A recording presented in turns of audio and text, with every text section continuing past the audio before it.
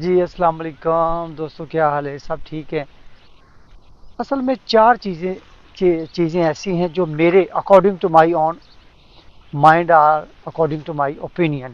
چار چیزیں جو ہیں وہ ہماری نسل کو، ہماری معاشرتی لائف کو، ہماری جو رسم و رواج ہے دنیاوی لحاظ سے اگر ہم دیکھیں اس کو تباہ برباد کر دیا ہے.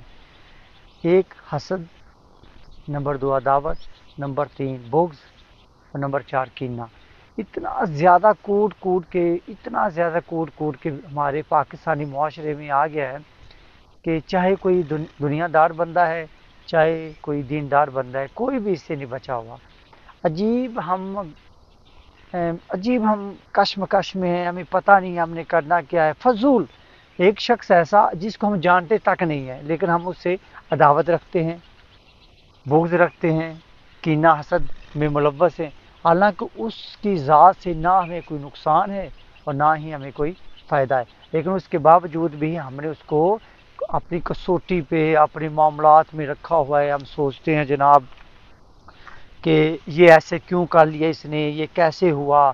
بس جو نا ٹو میں رہنا، یہ ہمارے معاشرے کا سب سے پسندیدہ جو عمل ہے، ٹو میں رہنا ہے.